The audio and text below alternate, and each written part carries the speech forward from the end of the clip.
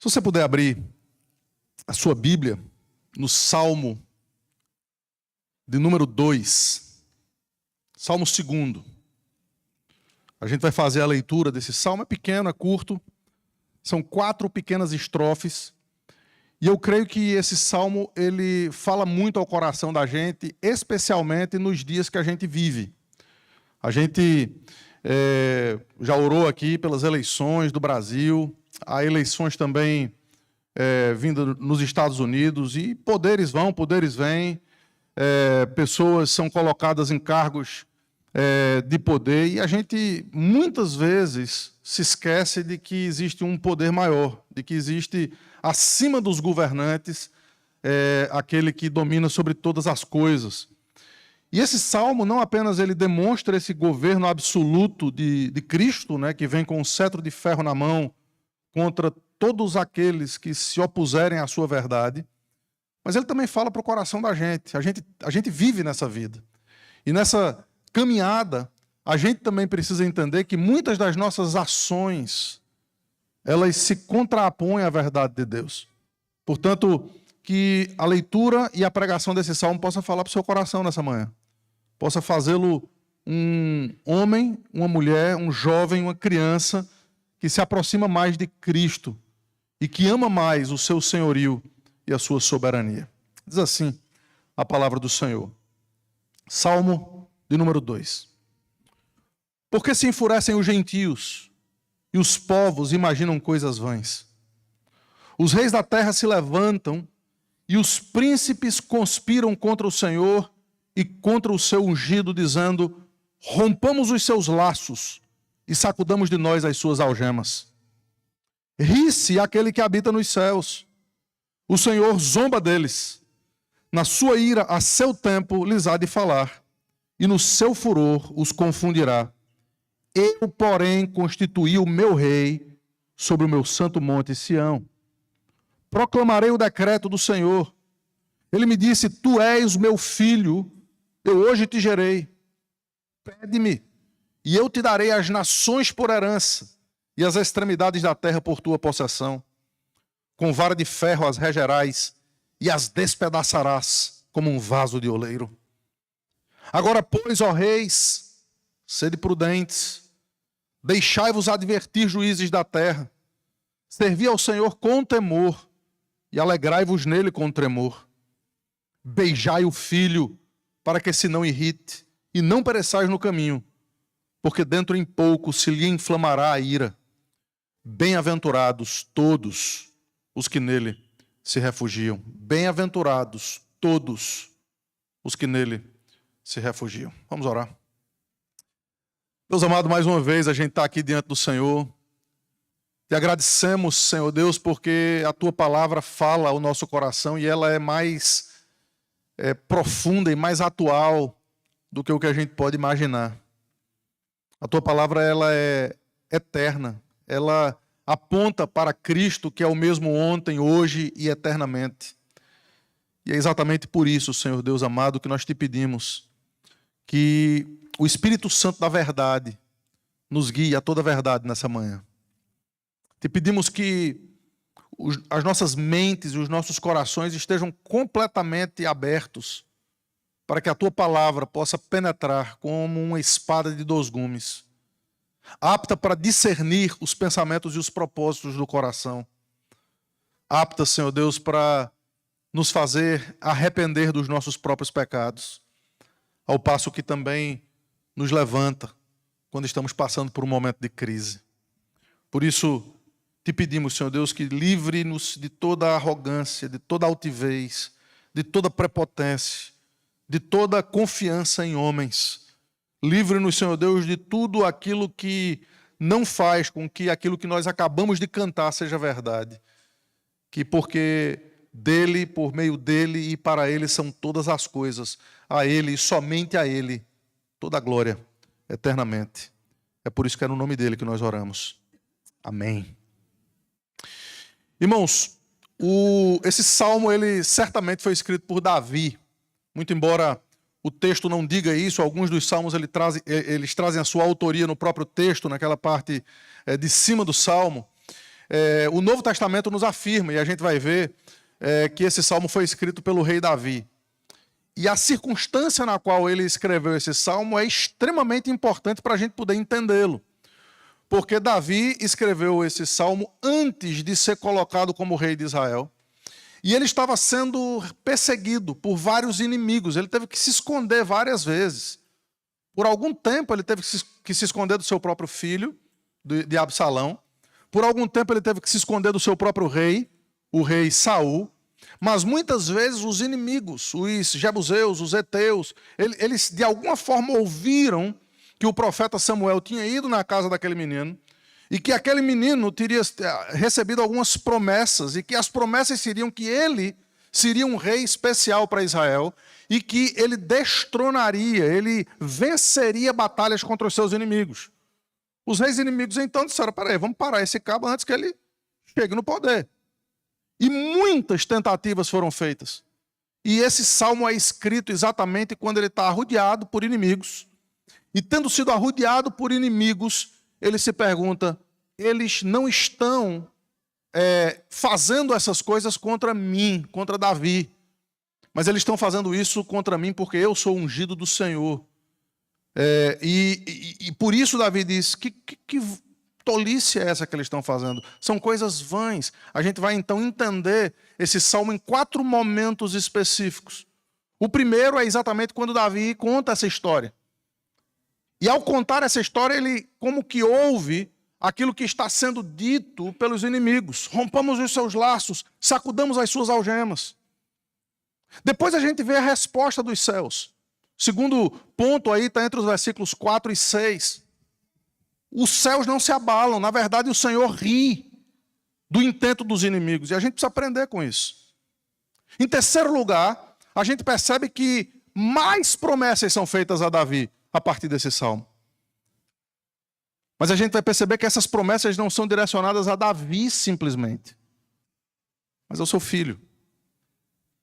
E é exatamente essa cristocentridade, essa centralidade da história na pessoa do filho de Davi, que vai fazer que mesmo diante dos seus algozes e dos seus inimigos, em quarto e último lugar ele se levante. Para quê? Não para destruí-los, mas para pregar o evangelho para eles. Para dizer, beijem o filho, deixem-se advertir, juízes da terra. E é exatamente nessa perspectiva que eu queria trazer esse primeiro ponto. A primeira coisa que esse salmo nos ensina nos versículos de 1 a 3 é que, mesmo acuado pelos inimigos, Davi olha aquilo não com medo das circunstâncias, mas ele olha aquilo como entende as promessas de Deus e entende que o controle absoluto de Deus deve trazer tranquilidade para o seu coração. Se coloque no lugar de Davi. Se coloque no lugar de quem tem todos os seus inimigos contra ele, arrodeando possivelmente em alguma caverna, possivelmente em algum local, em algum esconderijo, e humanamente falando ele não tem saída. Humanamente falando, ele não tem, não há como ele se sair daquela circunstância, daquela situação. E talvez eu e vocês, eu certamente tenho essa experiência, talvez vocês tenham também, de, humanamente falando, estar em posição em que não tem saída. Não tem jeito. O pior vai acontecer. A tragédia está por vir. A desgraça está certamente às portas. O que fazer? E via de regra, queridos, a nossa primeira opção é desesperar. Via de regra, a nossa primeira opção é nos esquecer que de fato há um Deus que reina. Que de fato Ele é aquele que controla não apenas o nosso próprio coração, mas o coração dos nossos inimigos. O coração daqueles que se levantam contra nós. Davi, então, ele se vê nessa circunstância, se vê nessa situação, e ao invés de ter medo, agora existe uma razão específica para Davi ter aquela certeza, ele diz, isso é tolice. O que eles estão fazendo não vai ter absolutamente êxito. Veja aí versículos de 1 a 3. Por que se enfurecem os gentios? Eram os inimigos que estavam contra ele. E os povos imaginam coisas vãs. tolas. Essa palavra aqui, coisas vãs, é tolice. É algo que não vai acontecer. Eu, uma vez pregando num outro texto, eu contei uma história, que talvez alguém aqui já tenha escutado, mas eu vou contar novamente. Eu, quando era criança, ia muito para a praia. Uma praia, quem for de Recife aqui vai se lembrar dessa praia, chamada Pau Amarelo. Lá depois do Janga, ou antes do Janga, na verdade. E a gente ia veranear ali com o papai. E a gente gostava muito. Papai era um homem muito ocupado. Mas ele tirava um mês para ficar com a gente. Ia para a praia. E a gente fazia, então, castelinhos de areia. E a gente, criancinha, fazia aqueles castelinhos. E no final da tarde, o mar começava a subir. E quando o mar começava a subir, as primeiras ondas começavam a vir e, de repente, tiravam um pedacinho do castelinho. Eu me desesperava. Eu dizia, peraí, vamos fazer alguma coisa aqui para proteger esse castelinho. O papai fez esse castelinho comigo e a gente então ia cavar e ia tentar fazer alguma coisa contra o mar que estava vindo.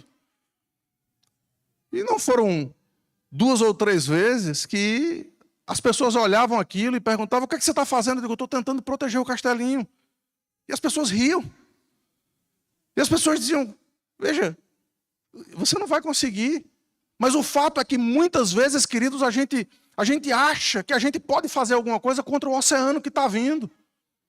Contra as ondas bravias do mar, que certamente são muito mais fortes do que aquele castelo de areia, que é tudo que a gente pode oferecer e tudo que a gente pode fazer. Coisas vãs, tolice. Não vamos conseguir proteger aquele castelinho. E muitas vezes, como crentes, eu e vocês estamos tentando proteger nossos castelinhos. Estamos lutando. Estamos fazendo tudo o que está ao nosso alcance, porque nós achamos que nós temos forças suficientes para estabelecer a nossa própria vontade. Os povos imaginam coisas vãs. Davi se vê naquela situação, versículo 2, os reis da terra se levantam e os príncipes conspiram contra, não é contra mim, é contra o Senhor e contra o seu ungido. E aqui ele meio que escuta a trama deles. Rompamos os seus laços e sacudamos as suas algemas. Vamos aprisioná-los. Vamos cativá-los. Levá-los para o cativeiro. E isso não aconteceu uma, aconteceram 2, 3 vezes. Eles foram cativos no Egito. Eles foram cativos pela Síria. Eles foram cativos pela Babilônia. Os povos sempre se levantando contra o povo de Deus. Mas o povo de Deus sempre permanecia a despeito do cativeiro. O povo de Deus sempre permanecia a despeito das dificuldades. Parece que aquelas palavras que só foram ditas no Novo Testamento, foram verdade no Velho Testamento também. As portas do inferno não prevalecem contra a igreja de Deus, contra o povo do Deus vivo e verdadeiro. Hoje a gente recebeu uma criança, filha da aliança, filha do pacto. Queridos, quando nós fazemos parte dessa aliança, nós somos protegidos não é pelas nossas forças, não é pela nossa inteligência, não é pelo nosso dinheiro, não é pela nossa arte, pelo nosso engenho. Nós somos protegidos por aquele que vive e reina. E Davi então se vê naquela situação, ouve a trama deles, mas não se abala. Ele diz para eles, o que vocês estão imaginando é tolice. Será que eu e vocês podemos aprender a ter essa perspectiva de vida? Evidentemente, queridos, Davi estava falando acerca de si mesmo. Evidentemente, Davi estava falando acerca da sua própria experiência. Entretanto, a experiência de um homem, ela pode às vezes servir para a gente. Mas não como a experiência de Cristo. Porque o Novo Testamento vai aplicar esse texto que a gente acabou de ler, não necessariamente a Davi, mas ao seu filho. Se você abrir aí em Atos capítulo 4, Atos capítulo 4, o texto diz o seguinte, isso é Pedro pregando, depois de ser solto, juntamente com João. Versículo 23 de Atos 4 diz assim, uma vez soltos, procuraram os irmãos e lhes contaram quantas coisas lhes haviam dito os principais sacerdotes. Eles haviam apanhado, chicoteados. Ouvindo isso, unânimes, agora o povo de Deus, unânimes, levantaram a voz a Deus e disseram, Tu, soberano Senhor, que fizestes os céus e a terra, o mar e tudo que neles há, que dissestes por intermédio do Espírito Santo, por boca de quem? Por boca de Davi, nosso pai, teu servo. Por que se enfureceram os gentios e os povos imaginaram coisas vãs? Levantaram-se os reis da terra e as autoridades ajuntaram-se a uma contra o Senhor e contra o seu ungido. Veja a aplicação aqui. Porque verdadeiramente se ajuntaram nesta cidade contra o teu santo servo Jesus, ao qual ungistes Herodes e Pôncio Pilatos com gentios e gente de Israel, para fazerem tudo o que a tua mão e o teu propósito predeterminaram. Muito embora Davi estivesse falando acerca de si mesmo, acerca da sua própria história, o Espírito Santo estava fazendo com que aquilo fosse uma profecia acerca de Jesus, o filho de Davi. E muito embora, queridos, todos ali fizeram e foram unânimes contra o Senhor e levaram o Senhor para a cruz, o Espírito Santo está nos informando que aquilo foi determinado, predeterminado pelo eterno propósito de Deus. O pior ato da história foi a crucificação de Cristo. Mas o pior ato da história, tendo sido a crucificação de Cristo, para mim e para vocês, é o ato que hoje a gente celebra e comemora. Porque aquilo que é pior na história é o que nos faz lembrar da nossa salvação. Será que a nossa vida não é diferente? Será que os momentos de dificuldade que a gente tem que passar não são momentos que podem e serão usados por Deus para atender ao seu povo crente, ao seu povo que confia, que crê, ao seu povo que compreende que as circunstâncias não podem ditar as nossas ações ou reações, mas a sua palavra.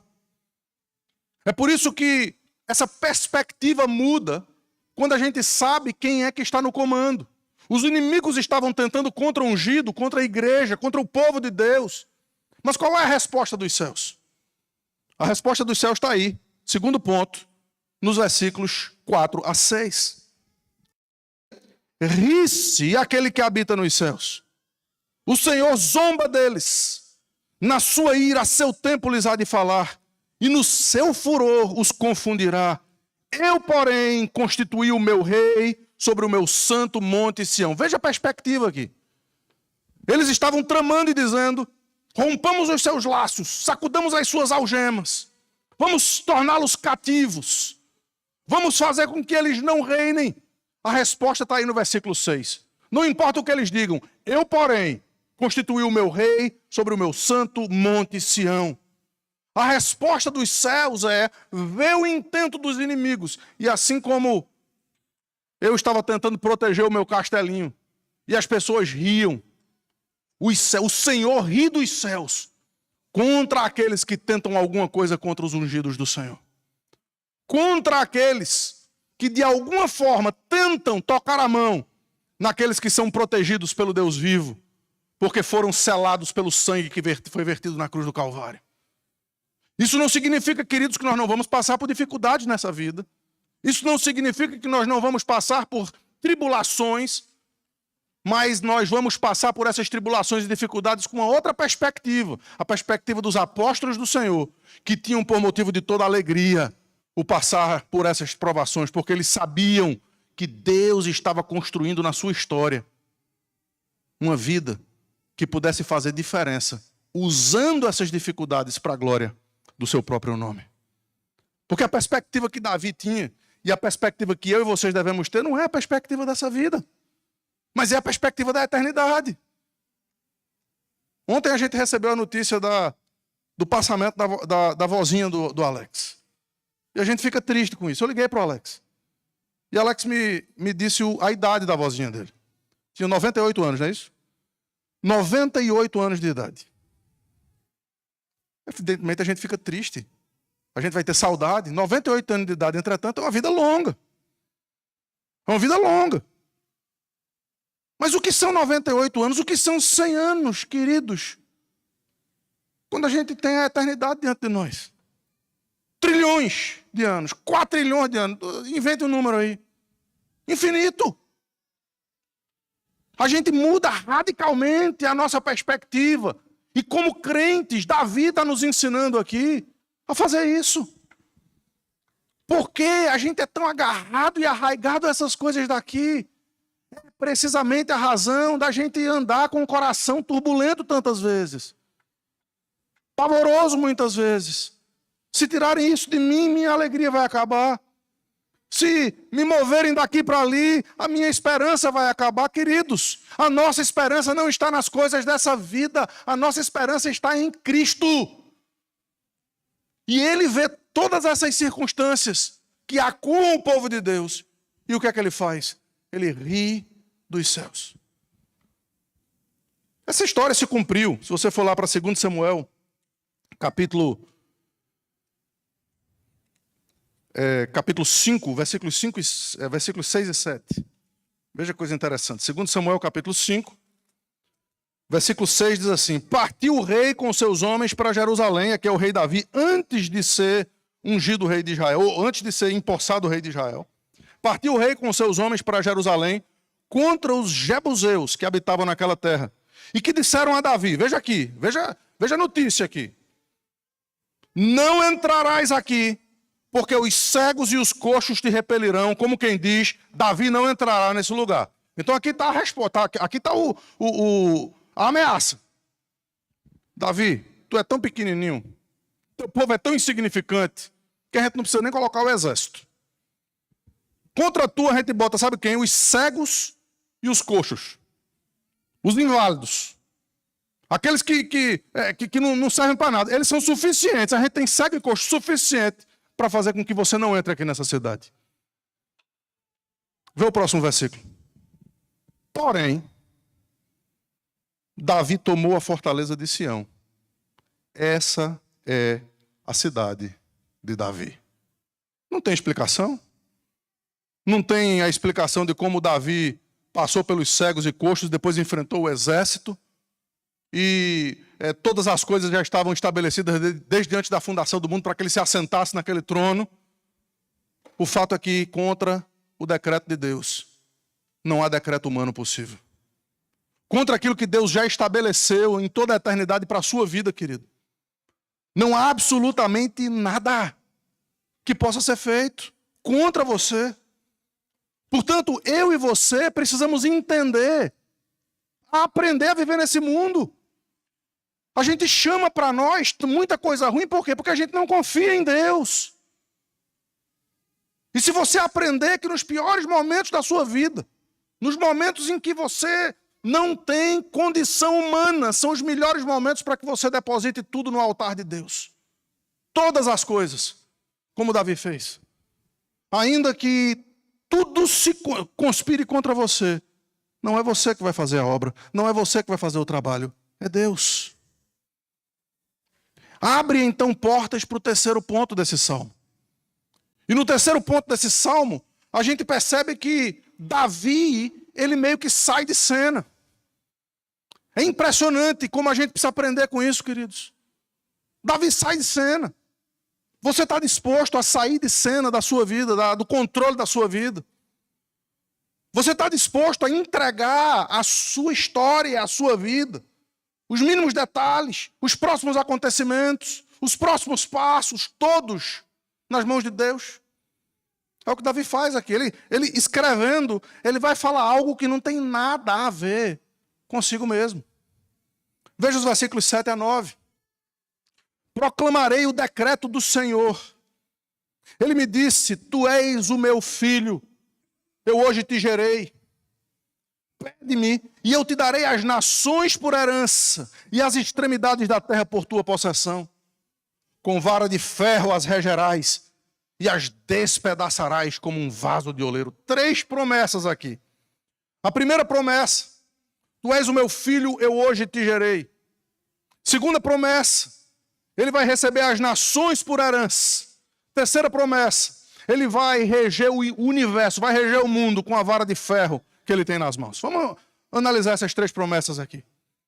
A primeira promessa, queridos, muitos podiam dizer, olha, Davi é ungido de Deus, ele é esse filho de Deus que está sendo falado aqui. Mas a Bíblia nunca trouxe essas palavras como se referindo a Davi.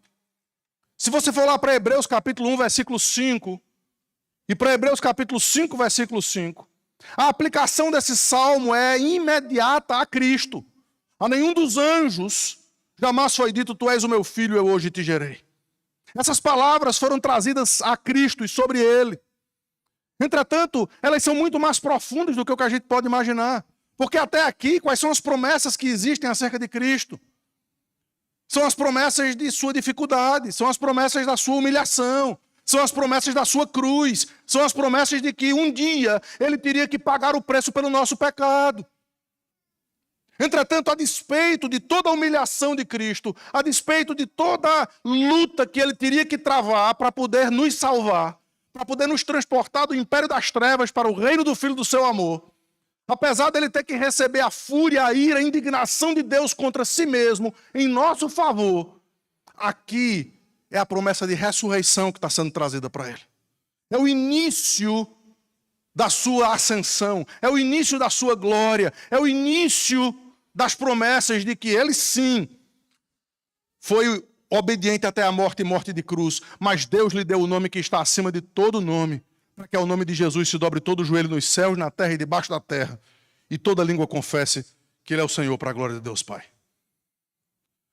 Mas se você está fazendo ou já fez discipulado com a gente, você está levantando os olhos dizendo: pastor, veja, o senhor está dizendo que eu hoje te gerei, é uma referência à ressurreição de Cristo. Mas não parece. Não está no texto. Eu hoje te gerei não é uma referência ao seu nascimento? Não é uma referência ao fato de que ele está no mundo? Veja, a primeira regra de hermenêutica é a Escritura interpreta a Escritura. Então, para a gente entender isso, a gente vai lá para Atos capítulo 13. Atos capítulo 13.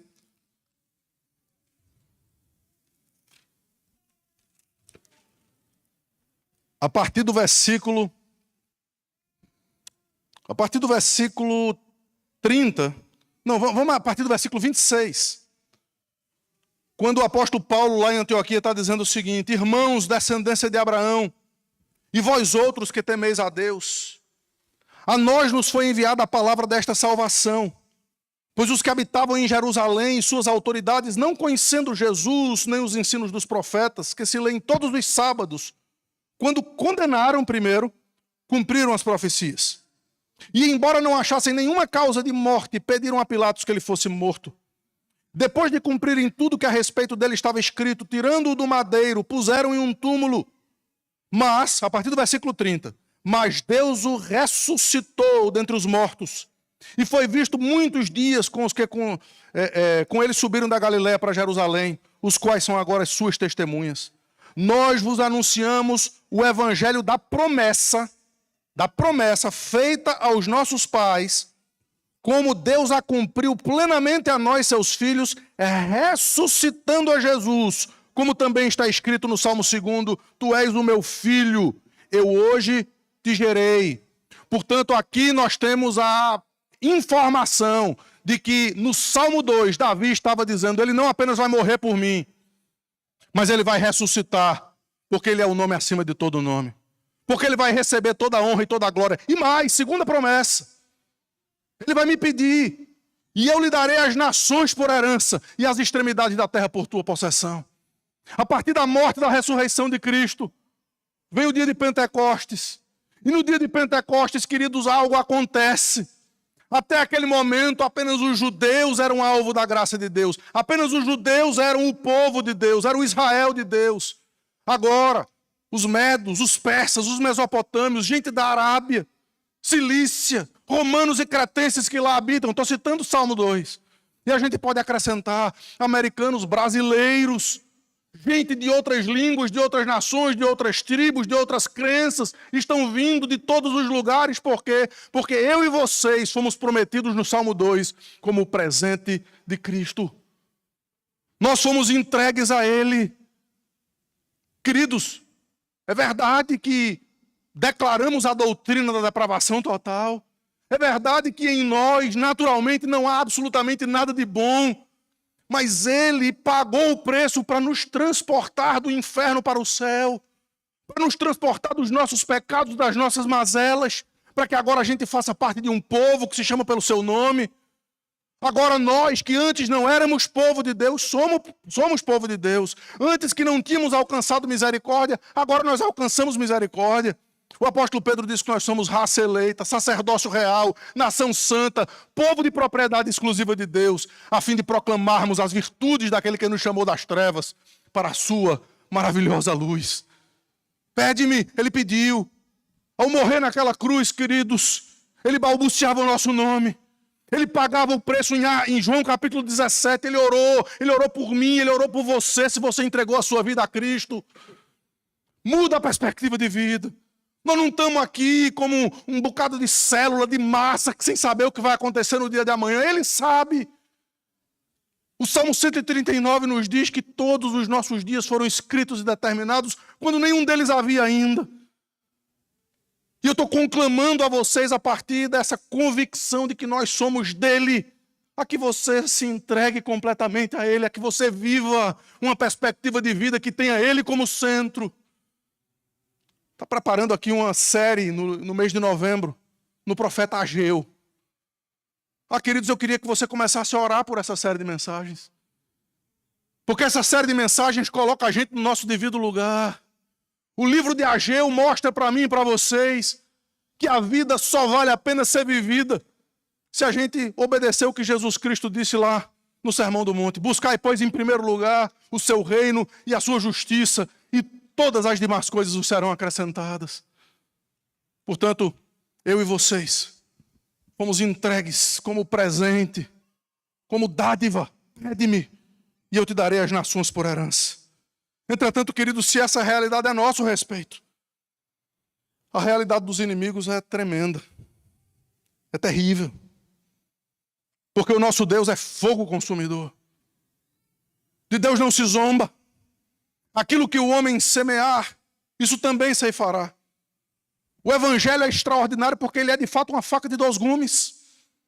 Ele corta para a salvação, mas ele também corta para a condenação.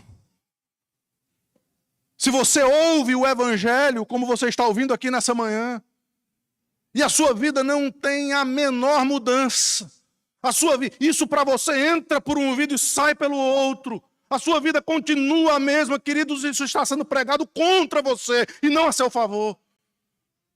Isso está sendo pregado para que você acorde, para que você entenda que a vida vivida na perspectiva desse mundo torna você o mais infeliz, o mais desgraçado de todos os homens. E Jesus Cristo, que para nós é tudo, que para nós é a solução, para você, ele é a pior notícia que você pode ouvir. Veja o final do texto. Versículo 9. Com vara de ferro as regerás e as despedaçarás como um vaso do oleiro. Todos aqueles que não se colocarem por Cristo são contra ele. Palavras dele mesmo. Todos aqueles que não se refugiarem em Cristo. Cristo é o seu pior inimigo. O seu pior inimigo não é o seu pecado. O seu pior inimigo não é o seu desemprego. O seu pior inimigo não é a falta de dinheiro. O seu pior inimigo, queridos, não é o que os outros estão fazendo contra você. O seu pior inimigo é Cristo, se você não se refugia nele. Se ele não for tudo para você. Porque a terceira promessa é essa, e Apocalipse está cheio dessa imagem, de que Cristo vem com um cetro de ferro para despedaçar a todos como um vaso de oleiro. Apocalipse 2, Apocalipse 12, Apocalipse 19, 3 vezes. Essa imagem é trazida na pessoa do nosso Senhor e Salvador Jesus Cristo. Está aqui pregado o Evangelho. O Evangelho, queridos, que traz para nós a perspectiva de graça e de vida, e de mudança de circunstâncias e de paz. Porque a despeito de qualquer circunstância, nós sabemos em quem temos crido e estamos certos de que Ele é poderoso para guardar o nosso tesouro. Mas o Evangelho que inquieta você, se você ainda não está vivendo dessa forma, se você ainda não está vivendo de uma forma completa para Ele, por Ele e para Ele. E é por isso que o quarto ponto dessa mensagem é quando esse rei se levanta no meio dos seus algozes e inimigos, e é isso que ele faz. Ele prega o Evangelho. Ele aponta, de uma vez por todas, para a palavra da salvação, que também pode ser a palavra da perdição, dependendo da obra do Espírito Santo e da resposta daqueles que ouvem. Versículo 10 diz assim: agora, pois, ó reis, sede prudentes, deixai-vos advertir, juízes da terra. Eu lembro da primeira parte do texto. Quem era que estava contra Davi? Eram os inimigos, eram os reis, eram os juízes da terra. Eram aqueles que estavam acuando Davi contra a parede, dentro da caverna, onde quer que ele estivesse. Davi entende a tolice deles, Davi entende o riso dos céus, a gargalhada dos céus, ele tem o controle.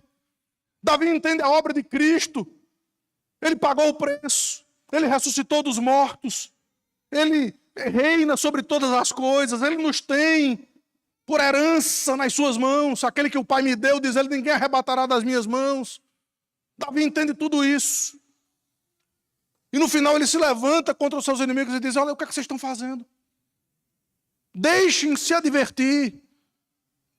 Queridos, a igreja tem um papel profético nesse mundo.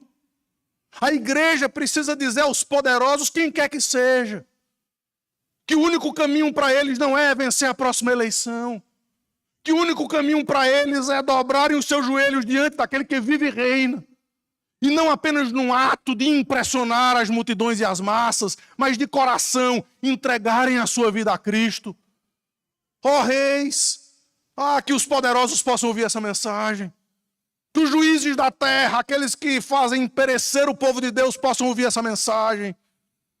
Que a igreja de Deus possa com ousadia, com destemor, com graça e com misericórdia, pregar para eles dizendo, olha, vocês precisam se converter dos seus maus caminhos, servir ao Senhor com temor e alegrai-vos nele com tremor. Queridos, essa palavra é louca. Como assim? Como é que essas duas palavras podem estar juntas na mesma frase? Alegrem-se com tremor. Por quê? Porque o tremor nos faz demonstrar que estamos diante não de um parceiro qualquer, não diante de um namoradinho qualquer, como muitas das músicas hoje em dia nos fazem entender. Nós não estamos diante, queridos, de alguém que é igual a nós. Ele é transcendente, ele está no seu alto e sublime trono. Portanto, o tremor é necessário.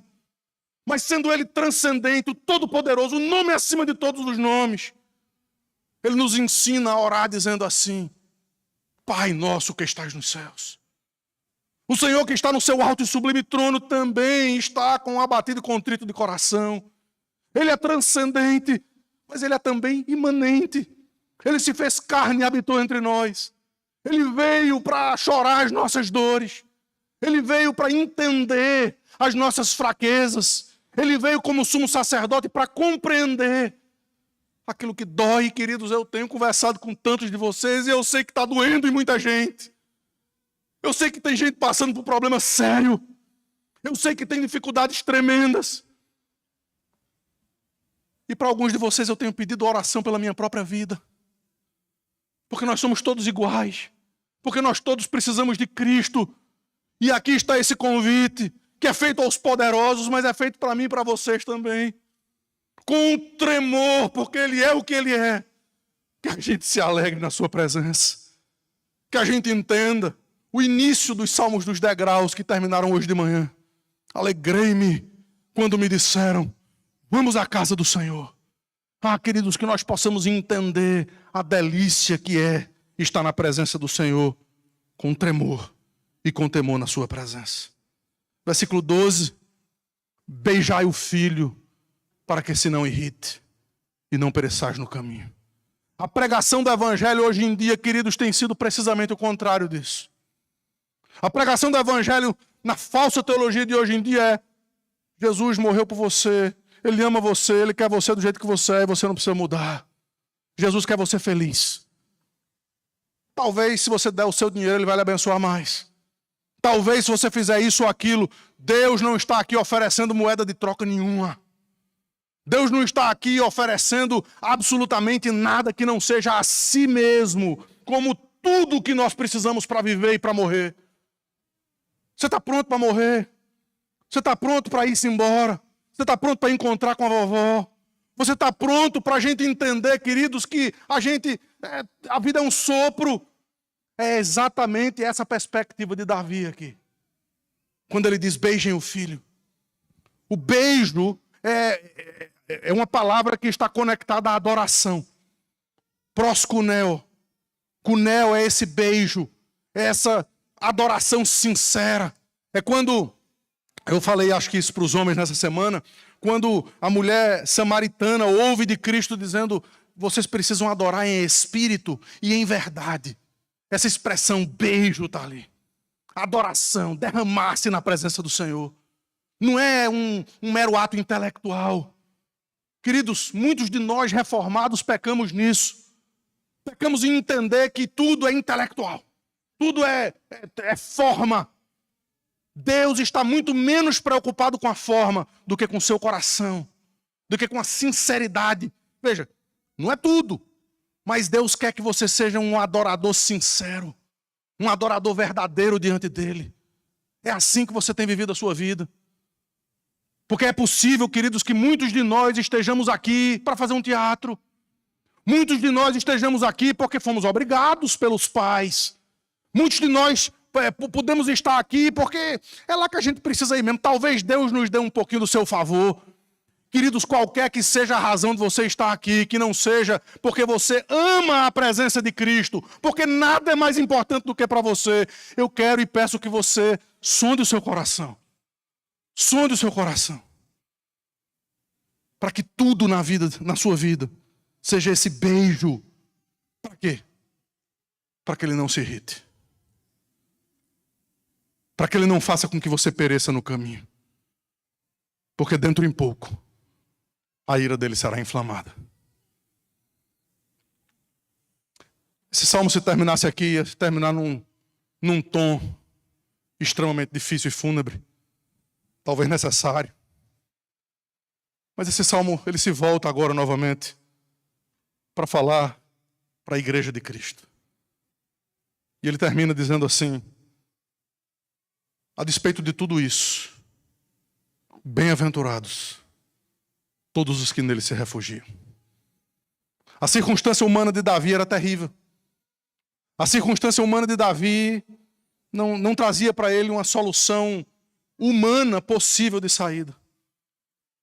É assim que você está nessa manhã. Venha para Cristo. Entregue-se a Ele. Entregue-se para Ele, querido, de uma forma real e verdadeira. Não apenas de boca e de palavra, mas de fato e de verdade.